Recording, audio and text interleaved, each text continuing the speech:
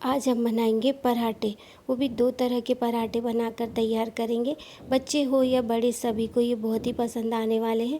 इस तरह से मैंने गेहूं का आटा लिया है, उसमें थोड़ी सी अजवाइन डाल देंगे। स्वाद अनुसार इसमें हम नमक डाल देंगे। सभी चीज़ों को मिक्स कर लेंगे और नॉर्मल सा आटा गूंद के तैयार करेंगे। जैसे रोटी का आटा होता है उस तरह से इसका आटा हम गूंद के तैयार करेंगे। आप चाहे तो इसकी जगह आधा मैदा और आटा ले सकते हैं, या मैंने इस तरह से गेहूँ के आटे से ही इसे बनाकर तैयार किया है। तो इस तरह से गेहूं के आटे से बनाकर तैयार कीजिए। आटे को मैंने 10 मिनट के लगभग छोड़ दिया था, ये अच्छे से फूल गया है। इसकी हम लोई बनाकर तैयार कर लेंगे। लोई रोटी की लोई होती है, उससे थोड़ी बड़ी ही लोई बनाकर तैयार करेंगे, जिससे हमारे पराठे बहुत ही अच्छे बन के तैयार होंगे। अब इस तरह से मैंने सूखा आटा ले लिया है, उसमें हम एक लोई को डिप कर लेंगे और हाथ पे थोड़ा सा फैला लेंगे। इसकी हम बड़ी सी रोटी बनाकर तैयार करेंगे।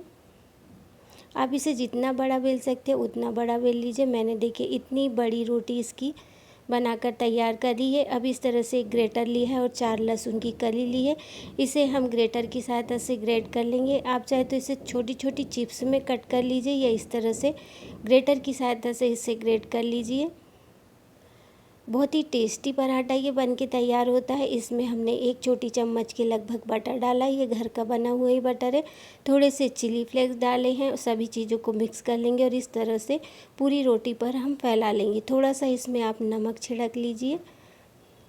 अब इसमें हम इसे थोड़ा सा उल्टा करके इस तरह से सूखा आटा डस्ट कर देंगे, जिससे कि हमारे पराठे की लेयर भी अच्छी खुलेगी और पराठा भी बहुत ही अच्छे से अंदर तक सीख के तैयार होगा। इस तरह से इसे मैंने मोड़ लिया है। अब थोड़ा सा बटर और गार्लिक भी हम इसी तरह से इस पे लगा लेंगे और इसकी एक स्क्वायर लोई बनाकर तैयार कर लेंगे।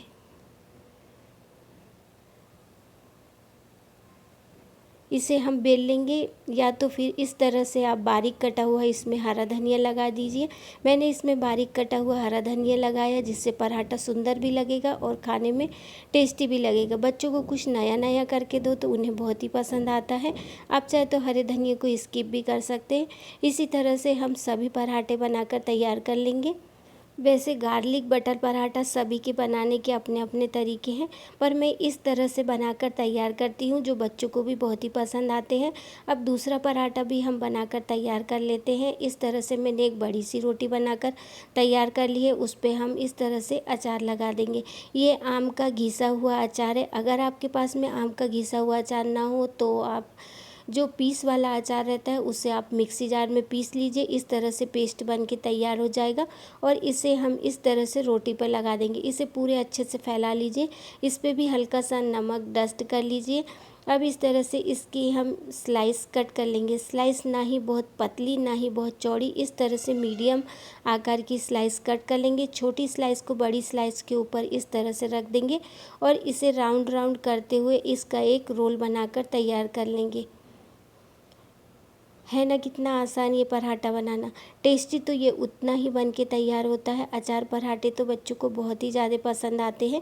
वैसे हम भी बचपन में इसी तरह से अचार पराठे को बहुत ही पसंद करते थे, पर इस तरह से जब आप अचार वाला लच्छा पराठा बनाकर बच्चों को देंगे तो बच्चे तो इसके फ़ैन हो जाएंगे और उन्हें बहुत ही पसंद आने वाला है। इस तरह से हम इसके ऊपर आटा डस्ट करेंगे और इसे हम बेल लेंगे। इसे थोड़ा हल्के हाथ से बेलिएगा, एकदम प्रेशर देके मत बेलिएगा, नहीं तो इसकी फिर लेयर अच्छे से खुल नहीं पाएगी। इस तरह से इसे थोड़ा हल्के हाथ से हम बेल के तैयार कर लेंगे। इस तरह से हमारे सभी पराठे बन के तैयार हो गए थे। अब मैंने एक और पराठा बनाया है जो आपको बहुत ही पसंद आने वाला हो।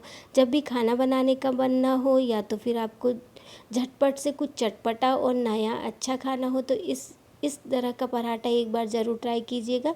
रोटी के ऊपर मैंने अचार लगा लिया और उसके ऊपर हम इस तरह से प्याज की स्लाइस लगा लेंगे और इसे गोल गोल करते हुए इसकी एक लोई बनाकर तैयार कर लेंगे और इसका हम पराठा बेल लेंगे। वैसे इस पराठे को बेलने में थोड़ी दिक्कत होती है, इसके प्याज की स्लाइस बाहर निकल जाती है, पर खाने में बहुत ही टेस्टी लगता है। मुझे तो जब भी कुछ चटपटा और तीखा चटपटा खाना हो तो इसे ज़रूर बनाकर खाती हूँ। बहुत ही झटपट से बन के भी तैयार हो जाता है और टेस्ट के तो क्या कहने। एक तवे को मैंने गरम होने के लिए रखा है। जब तवा गरम हो जाएगा तो उस पर हम पराठा डाल देंगे। इसकी साइड थोड़ी सी सीख जाएगी तो इस पर हम इस तरह से ऑयल लगा देंगे। इसे उलट पलट करते हुए आप थोड़ा ऊपर से क्रिस्प होने तक सेक लीजिए। एक ये बाद में इतना सॉफ्ट सा बन के तैयार हो जाता है। या तो आप चाहे इसे बटर या तो फिर घी के साथ सेकिए, या मैंने इस तरह से इसे तेल लगाकर सेका है, तो आप इस तरह से इसे तेल के साथ ही सेकिए। खाने में बहुत ही टेस्टी लगता है। इसे आप दाल तड़का या तो फिर पनीर की सब्ज़ी किसी के साथ भी सर्व करिए, या तो फिर इसे प्लेन दही के साथ ही सर्व करिए। बहुत ही टेस्टी ये पराठा बन के तैयार होता है। बटर गार्लिक वाले पराठे हमारे बन के तैयार हो गए। अब अचारी पराठा भी इसी तरह से हम सेक के तैयार कर लेंगे। एक पराठे को सेकने में 3 से 4 मिनट के लगभग लगता है, ज़्यादा टाइम नहीं लगता है। इसे आप बच्चों के टिफ़िन में दीजिए या सुबह के नाश्ते में बनाइए। बहुत ही झटपट वाली रेसिपी है और टेस्टी भी है। बच्चे हो या बड़े, ये सभी को बहुत ही पसंद आने वाली है। इस तरह से हमारे ये भी पराठे बन के तैयार हो गए हैं। और नरम तो ये इतने बन के तैयार हुए थे कि मुंह में जाते ही घुल जाए। बहुत ही टेस्टी बने थे ये पराठे। इसे मैंने प्लेन दही के साथ ही सर्व किया था। देखिए कितने नरम और एकदम सॉफ्ट बन के तैयार हुए हैं। अगर आप सफ़र में जा रहे हो तो इस तरह के पराठे बना कर ले जाइए। 2 से 3 दिन तक ये बिल्कुल भी ख़राब नहीं होते हैं। एक बार इस तरह के पराठे की रेसिपी ज़रूर ट्राई कीजिएगा। वीडियो पसंद आएगी तो लाइक एंड सब्सक्राइब कीजिएगा। फिर मिलूँगी एक नई वीडियो के साथ, नई रेसिपी के साथ। धन्यवाद।